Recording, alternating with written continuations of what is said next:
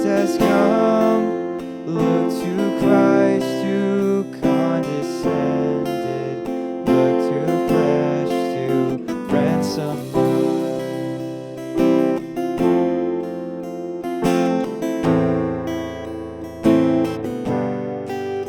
Come behold the wondrous mystery. He the perfect Son of Man. In his living, in his suffering, never trace nor stain or sin. See the true and better Adam comes to save the hell-bound man. Christ the great and sure fulfillment of the law, in him we stand.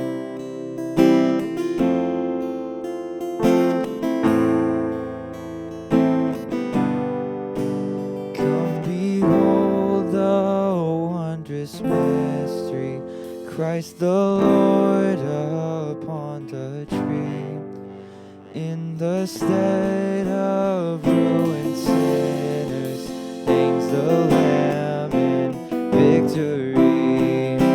See the price of our redemption. See the Father's plan unfold, bringing many sons to glory, grace unmeasured, love untold. Come behold the wondrous mystery, slain by death, the God of life. But no grave could e'er restrain him. Praise the Lord, he is alive. What a foretaste of deliverance, how unwavering our hope. Christ in power resurrected, as we will be when he comes.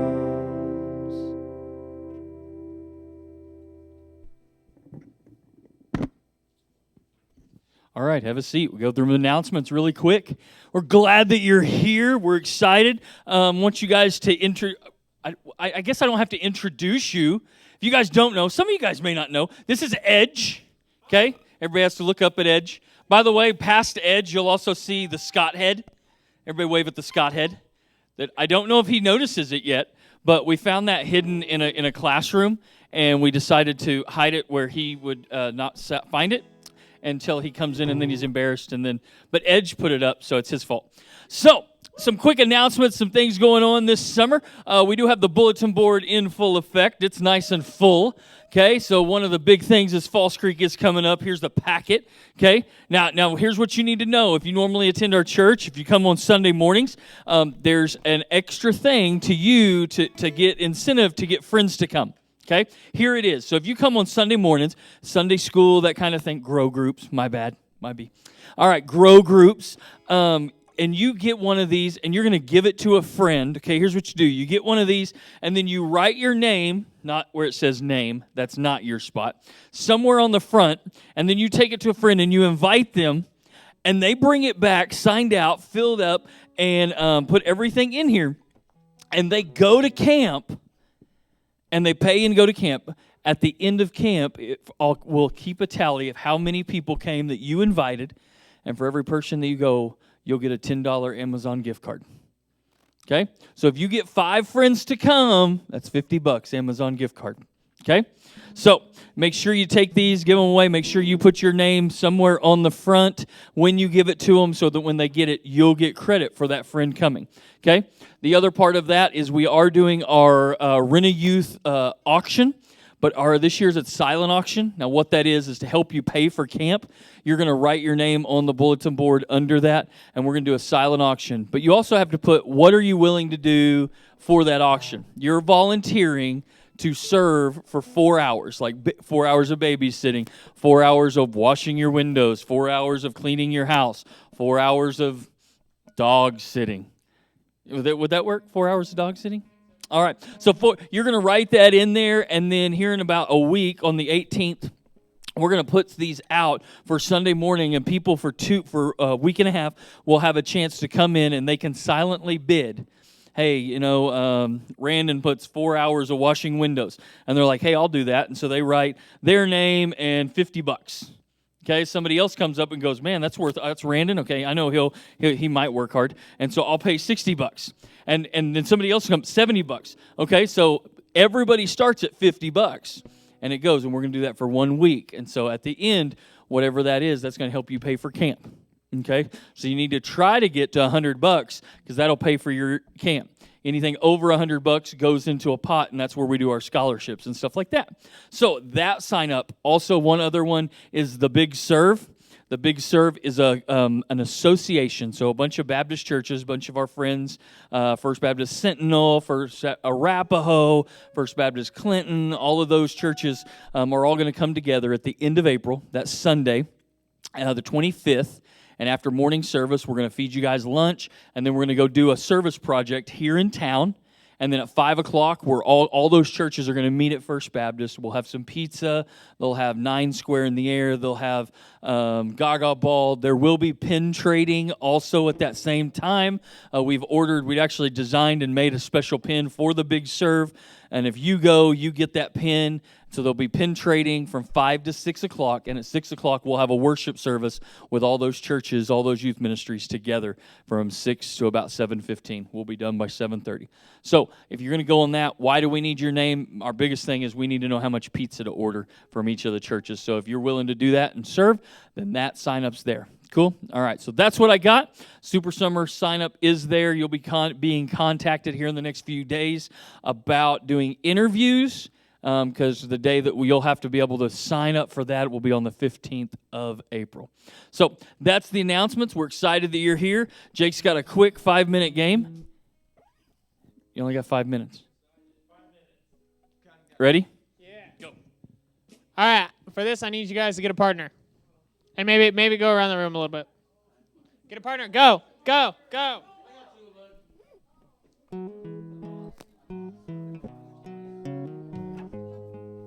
Come on, get a partner. Go. Let's go. Let's go. Get a partner. Get a partner. Find your partner. Has everybody got a partner? All right. Now, some of you may be familiar with this. I need you guys to get your sword. We're going to sword fight. Get your sword. For those that know how to play, show the people that don't. Reagan, do you know how to play? Yeah. Okay. All right. So, Reagan, you know how to play? All right. So the goal is to poke the other person. Watch. Poke, I win. That's the game. All right? Ready. Set. Sword fight.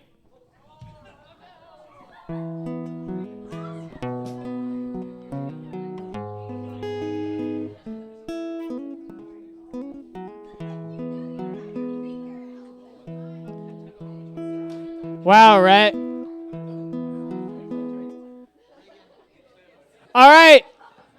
If you won, get a new partner. Get a new partner if you won. If you lost, sit down.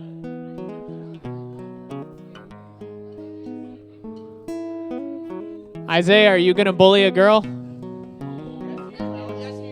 All right, ready, set, fight.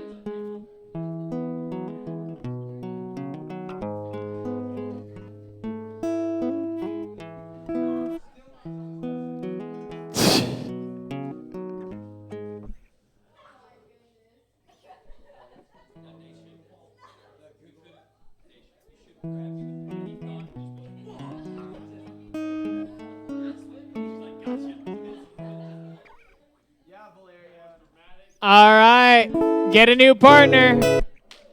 Ray, get a new partner. Your only partner that's left. Down to 4. All right, ready, set, fight.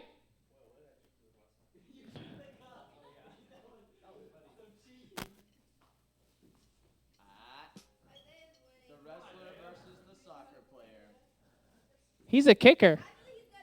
That's why his feet are moving so much. You see that?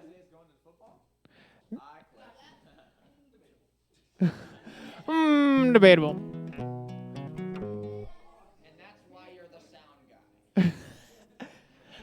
This is why we don't want you to do anything else. If they tie, we'll just make you go against Edge. That'll be funny. Randon. All right. Well, it's because she wrestles her brothers all the time because she's had to wrangling both. She's like holding both back. All right, ready, set, fight. Was that it?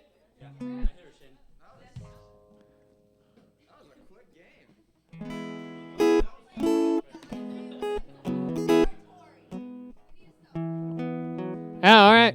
Well, we'll just go on then. I don't like muscle games because I can't win any of those. I would like to use my brain every once in a while. Would you please stand? Where you go, I'll go. Where you stay, I'll stay. When you move, I'll move. I will follow you. Yeah.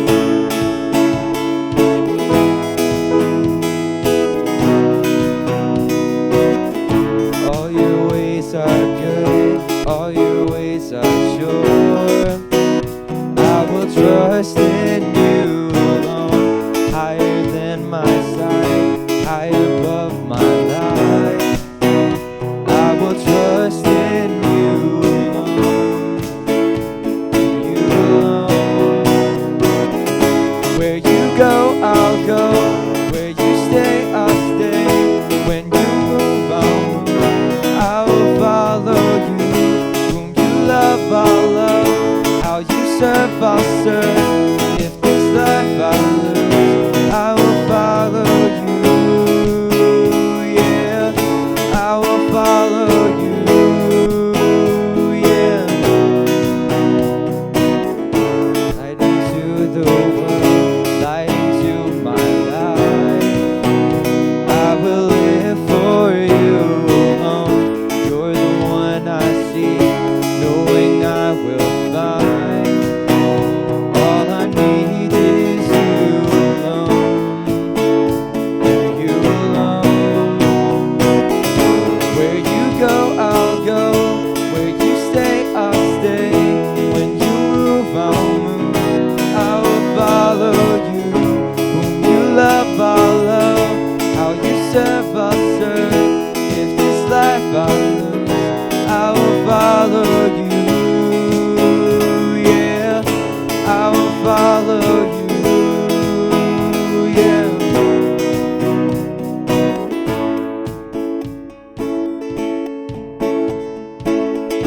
In you there's life everlasting.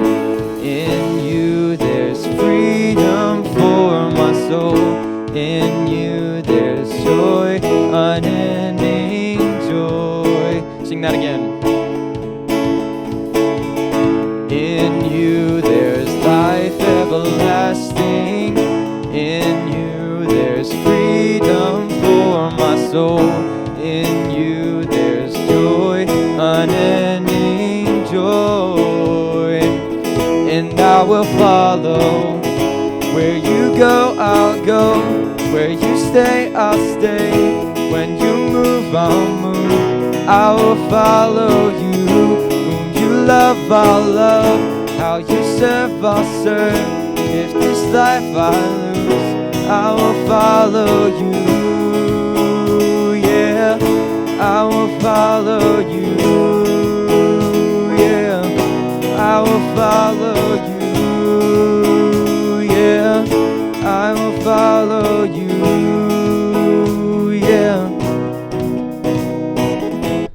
we're the forgiven, singing redemption song. There's a fire that burns inside.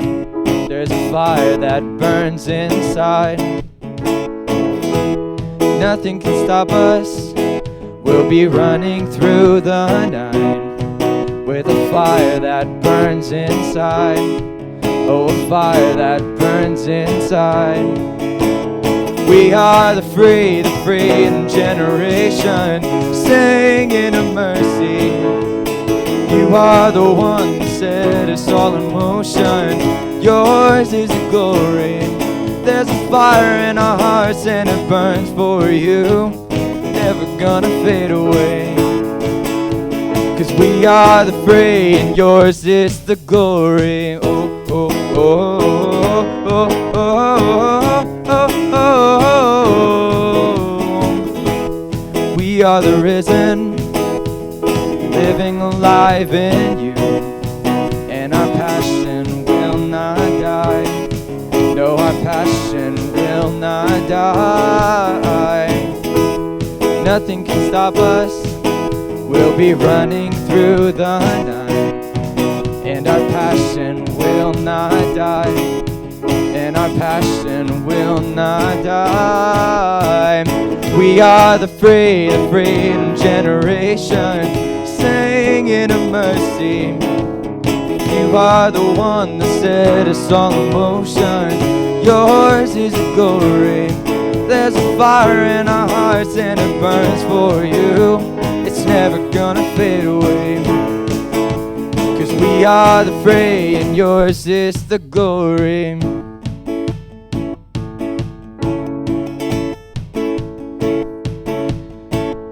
Up from the grave you rose again. Up from the grave you rose, and we will rise up.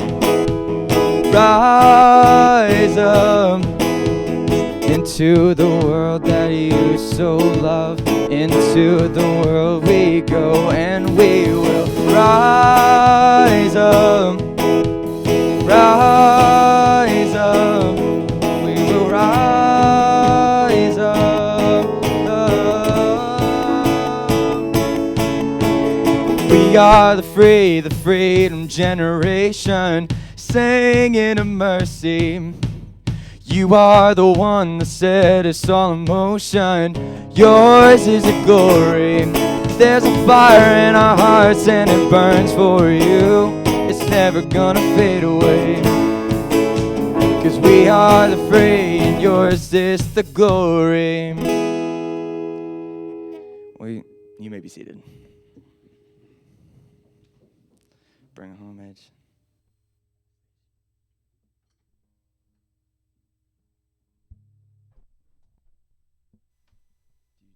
You got a mic? Okay.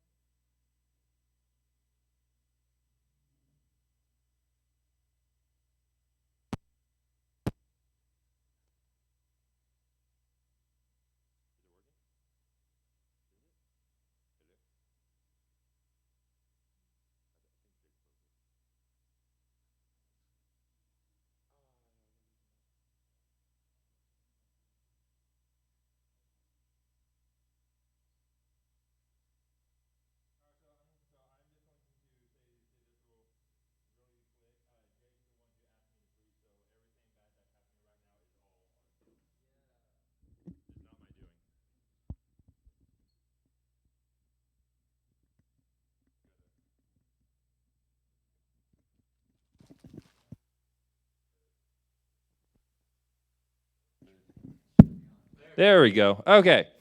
So we are going to be in Matthew chapter 5. So for those of you who don't have a Bible, there are some in the back. I'll give you a few seconds to go back there and get one. 5, 4, 3, 2, 1. All right, but so today I am going to be in Matthew 5, as I said, and we are going to be looking at a little passage starting in Matthew 5, verses 13 through 16 is what we are going to be looking at. And so with that being said, let's jump right in. So first we're going to read verse 13 and 14. So verses 13 and 14, it says, "You are the salt of the earth, but if the salt loses its saltiness, how can it be made salty again? It is no longer good for anything except to be thrown out and trampled underfoot. You are the light of the world. A town built on a hill cannot be hidden." So with that being said, we have one question to ask that we need to find a answer to. And we're going to take this question and split it into two questions. But the first question that we have is, what does it mean to be the salt and light of the earth? Because for me, when I first read this passage, I had that same question. It's like, why, mainly why salt? It's like, why be the salt of the earth? And to be able to understand this of why he uses salt for this reference, we have to look back in time and see kind of why it was such a high, why salt was put on such a high level of need. So in ancient times, the Greeks thought that salt contained something almost divine. And then the Romans, sometimes they would pay their soldiers with salt. And I'm just going to say just really quick, I am glad that we do not get paid with salt nowadays. Because there's some jobs that I do, like during summer sometimes I will go out and mow yards back home. And there's some yards that I mow, one that I there's some yards that I have mowed in the past that I have just been like, well, if I would have been paid in salt, I would have been like, why salt? It's like, I can go to Walmart and get this for like $5, but you see, salt had some very some reasons why people liked it so much, and Jesus is telling us that, since the Romans and Greeks thought that it was such a precious thing, Jesus is saying that we are the same way to him as salt was to the Romans and to the Greeks. And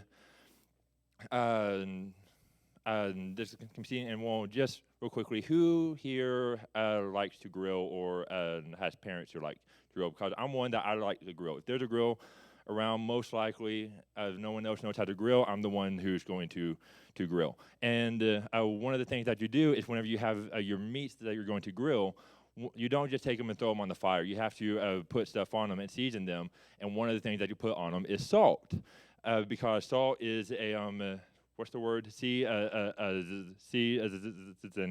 agent. And another example as well, whenever you go to a restaurant or go out to eat and the food doesn't quite taste right, just needs a little bit something else, you would put salt on it. And so back then they viewed salt as something so prideful and so expensive, and nowadays I just see it as something common that we use every day. But the thing is, though, is that I'm scrolling too far in my notes. Okay, so nowadays we don't see salt as having the same price as it did back then, and we put salt on our food to make it taste better because salt is a seasoning agent, and salt also back then was used to preserve meat for storage, because they didn't have the kind of technology that we have nowadays, where you can take something, put it in a container, and throw it in the fridge to keep it cold and keep it cool. They had to use salt for this, and the way of how they would do this is they would take their meats, they would have it cut up into strips, and then they would put it into salt water, and they would let it soak for about 5 minutes, and then they would take their meats, pull it out, hang it up, and let it dry, and then the water would go away, and then you would just have this a layer of salt just around the meat to keep anything from trying to grow on it that was bad, and keeping it from going spoil. But the thing is, with salt, is for it to be effective, it has to be in contact with the meat to preserve it. If salt doesn't come into contact with the meat, it's not doing any good and can't do its job and seems pointless to use. If you just have salt and you just pour it onto a plate, it's not really going to do much just sitting there. But you have to actually put it on the meat. And since Jesus is calling us to be the salt of the earth, he is calling us to be to be the preservative and protective layer to help fight off anything bad that is trying to cause destruction to the world we live in. Not really like any kind of what's the word, bacteria, but keeping it safe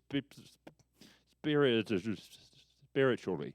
And our job and our purpose is to preserve what is good in the culture we live in right now, which is God. And salt, as we said, it is a seasoning agent, which means it is also our job in a way to bring the distinctive flavors of God's value to all of life, and we can make it better. But if we aren't being that preservative, if we aren't being that preservative like the salt is to the meat, then we aren't really doing our job. This life right now, we know is hard, and things are just now starting to get somewhat back to normal, to where we can be around other people. Again, we're going back to school now, and so we are having more chances now to be able to go and share with others about God. And it's hard, and I get that that's hard. But here's the thing: we have to do this. We are called to do it, and if we don't get used by God, and we lose our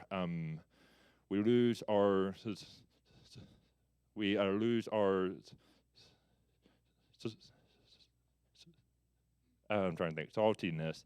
And as it says in verse 13, and kind of the second part of it, but if the salt loses its saltiness, how can it be made salty again? It is no longer good for anything except to be thrown out and trampled underfoot.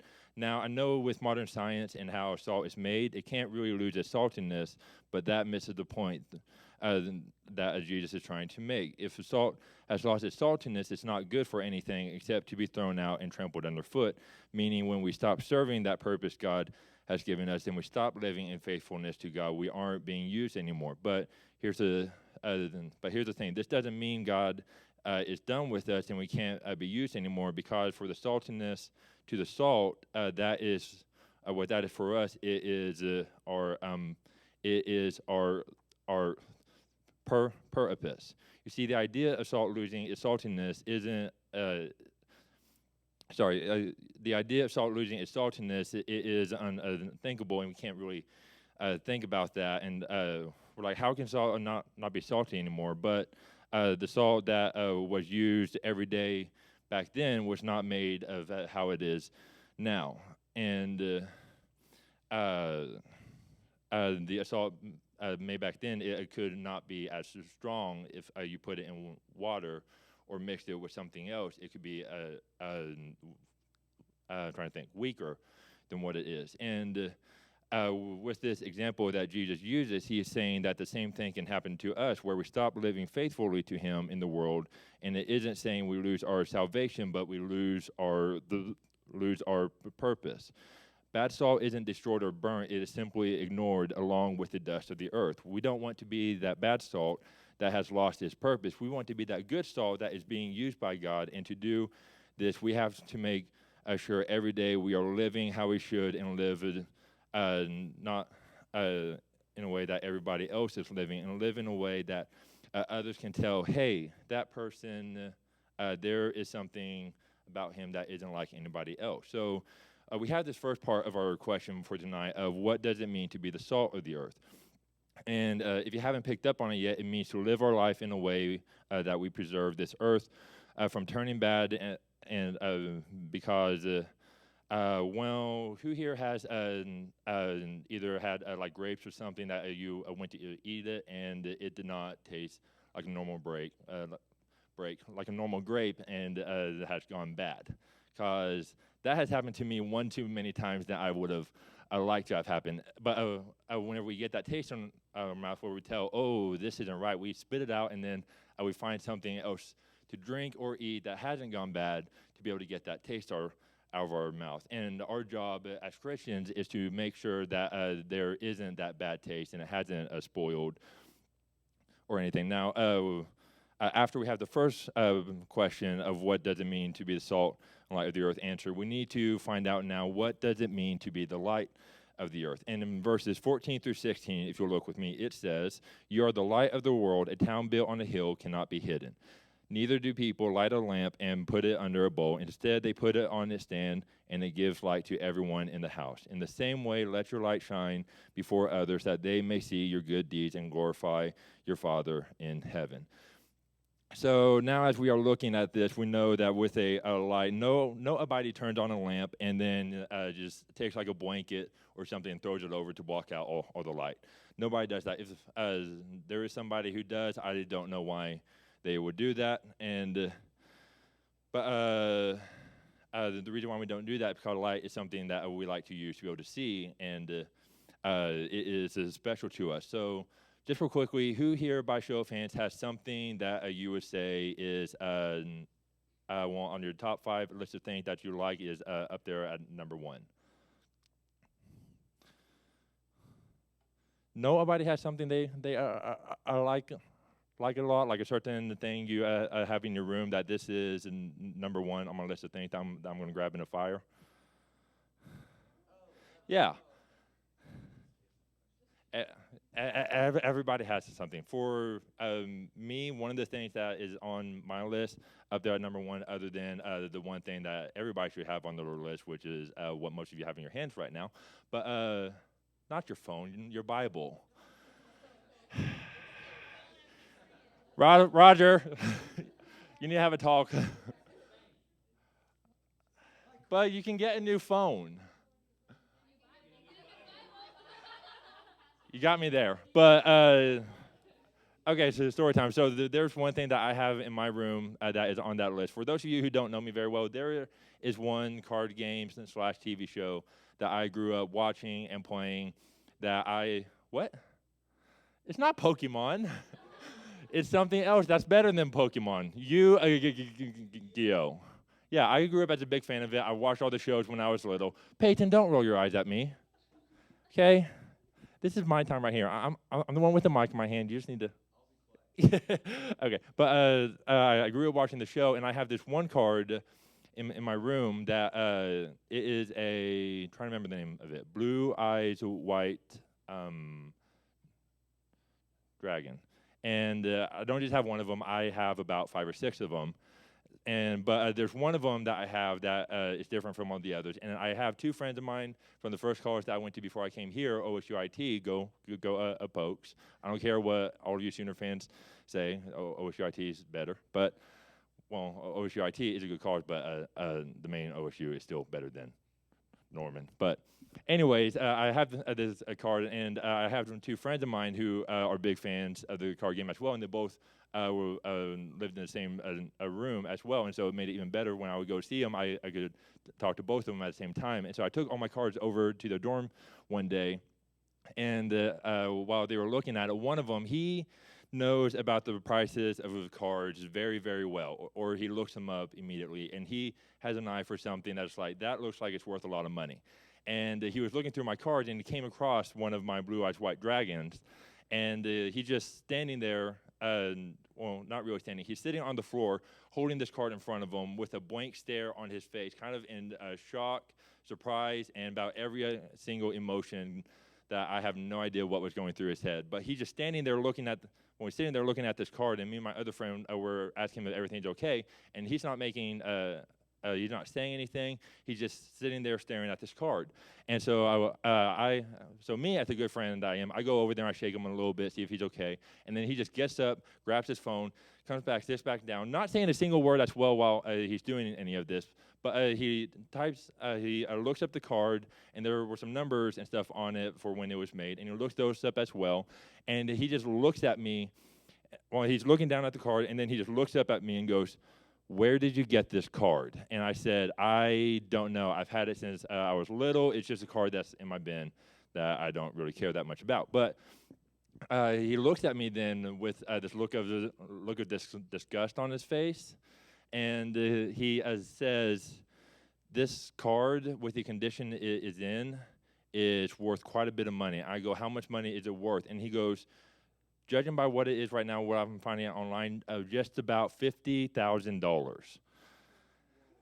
Yeah, and whenever he told me that, I was just like so what does that mean I need to do with this card? Do I keep it? Do I sell it? And he just looked at me and goes, why are there so many lines in it? I was like, it's been in one of my bins for a while. And he looks at me and he does something that a lot of people have done whenever I say something that isn't really the smartest thing. He just looks at me and just goes, and but after he told me that it was worth a lot of money, that card is not sitting in one of my bins now. It's in a binder tucked away in my room so nobody can touch it. And whenever I have a friend of mine that I meet who is into that as well, I tell them about the card, and then I bring them over and I show them the card. I get it out and I let them look at it and I see it. But the thing is, Jesus is saying we are the light of the world, and he isn't saying to do what I do with my card and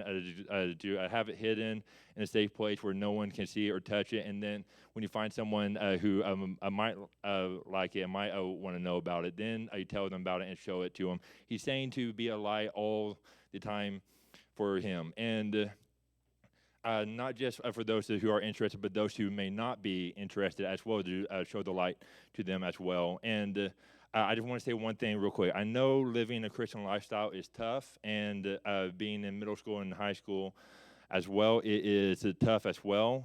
But let me say this real quick. If you are waiting till you leave middle school or in high school and go into college, or even after college, to start living more of a Christian lifestyle and being more of a light because you don't want your friends to make fun of you, or you don't think it matters that much right now, or you have this one person who you're trying to impress, that you're trying to act a certain way to get their attention.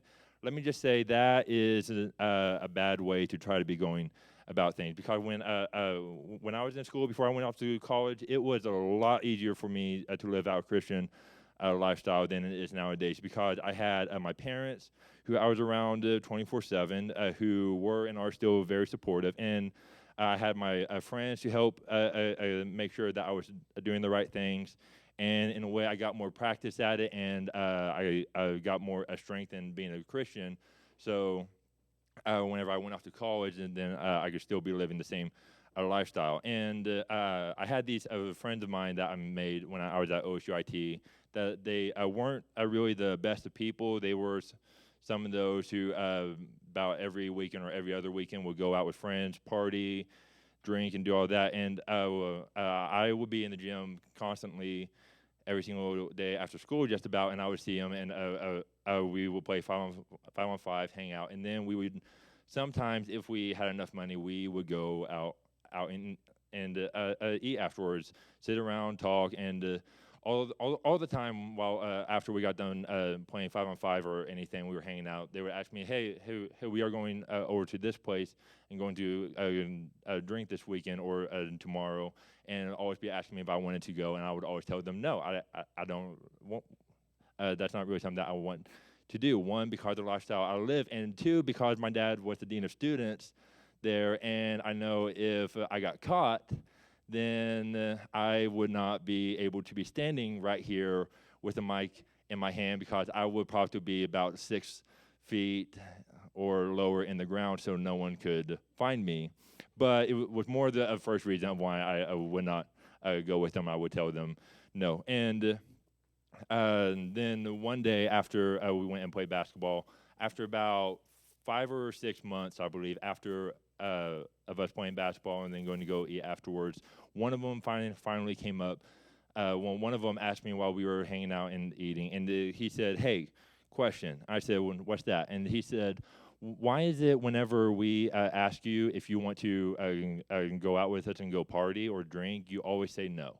Because we have been trying to figure it out, but there's something you do and the way you are living that we haven't seen in everybody else who we have tried to ask over and over and over again. What is it you are doing that is making you not like everybody else? And to me, when I heard them tell me that what I was doing was different than what they've seen from everybody else, that got me excited and also very, very pumped up as well about it, because I could tell then that other people were seeing that I was living in a different way.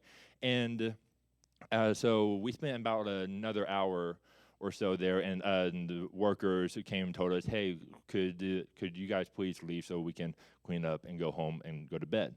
And but I was talking to them about it for about another hour or so about this Christian life that I live every day, and this is what Jesus is saying to do. He's saying to live your life to where you are being a light for God, not hiding the light under a bowl, but out in the open for everyone to be able to see, not I just as trying to make ourselves known, but us living to make God known.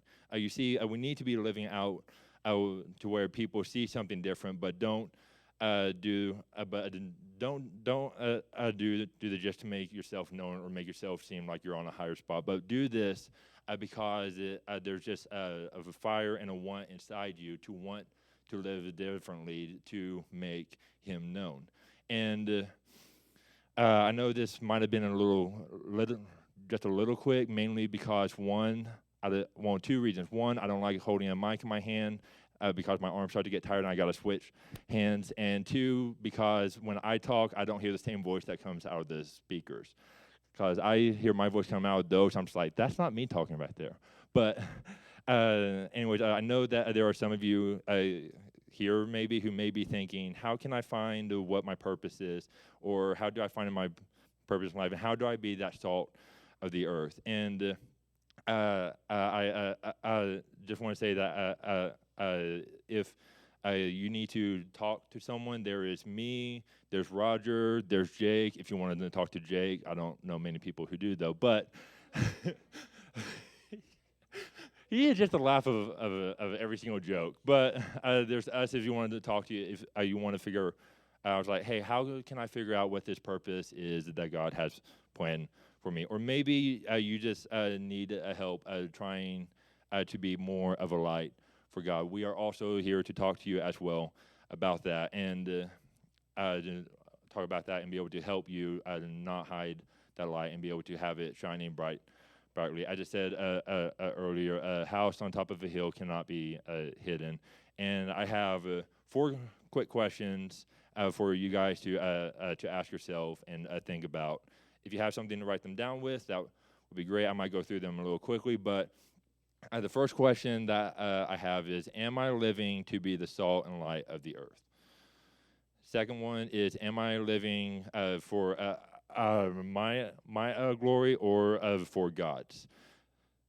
Third one, what is keeping me from being more of a light for God? And then the fourth one, how can I live more for Him this week? As it said in Matthew 5:13-16, you are the salt of the earth, but if the salt loses its saltiness, how can it be made salty again? It is no longer good for anything except to be thrown out and trampled underfoot. You are the light of the world. A town built on a hill cannot be hidden. Neither do people light a lamp and put it under a bowl. Instead, they put it on a stand, and it gives light to everyone in the house. In the same way, let your light shine before others, that they may see your good deeds and glorify your Father in heaven.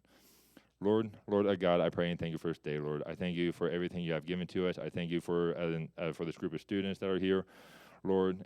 And I pray that as we go out throughout our days, Lord, that we as just live to be the salt and light of the earth for you, Lord. And I pray that as the band is up here to sing a few more songs, that we just think about those reasons of how can we live more for you each and every day. In Jesus' name I pray. Amen. That's loud.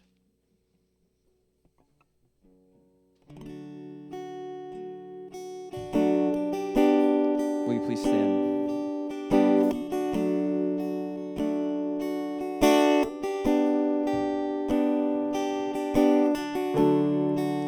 Worthy of every song we could ever sing.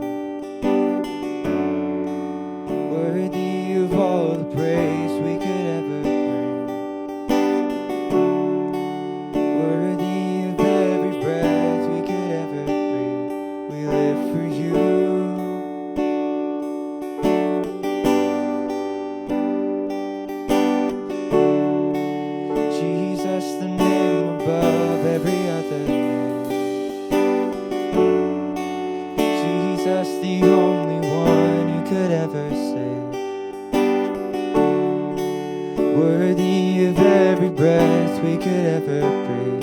We live for you, we live for you.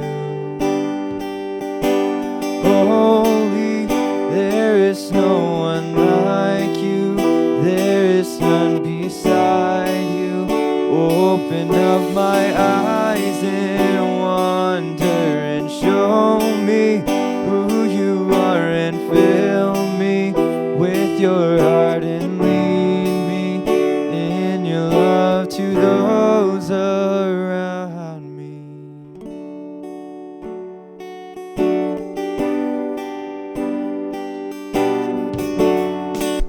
Worthy of every song we could ever sing, worthy of all the praise we could ever bring, worthy of every breath we could ever breathe. We live for you.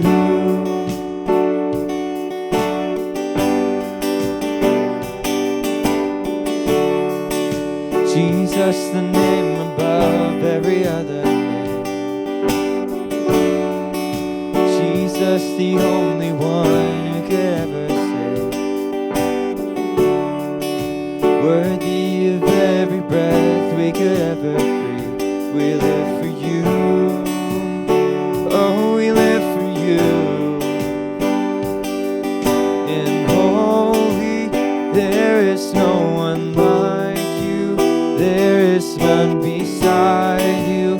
Open up my eyes in wonder and show me who you are, and fill me with your heart and lead me in your love to those around me.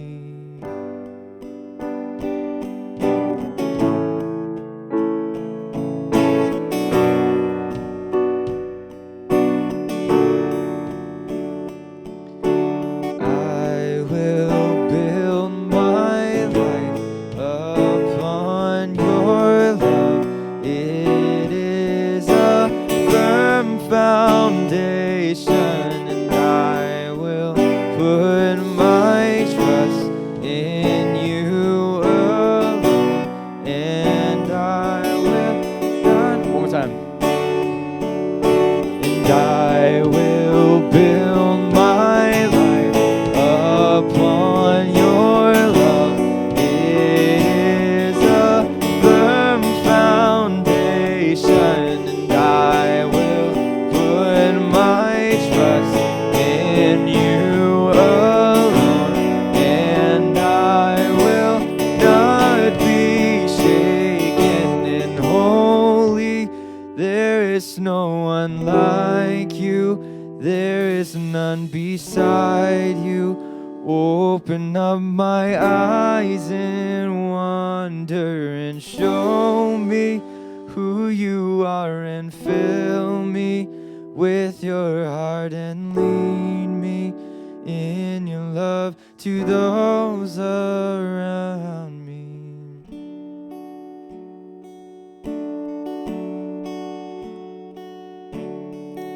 Son of God, shaper of the stars, you alone, the dweller of my heart, mighty King, how beautiful you are, how beautiful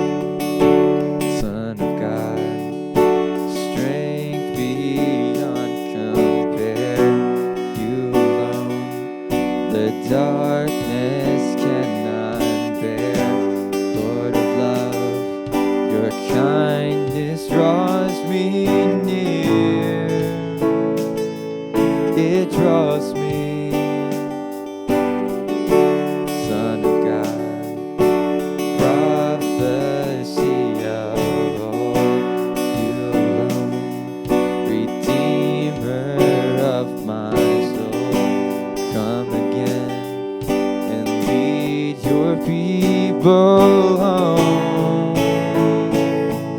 Come lead us on, Jesus, oh Holy One. I sing to you, forgiven Savior. I'm overcome with your great love for me. You are worthy, you are worthy, you are worthy of all our praise. You are beautiful, so beautiful. I will lift up my hands and sing. One more time.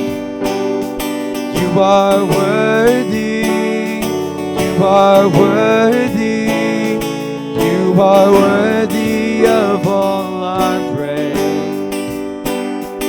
You are beautiful, so beautiful.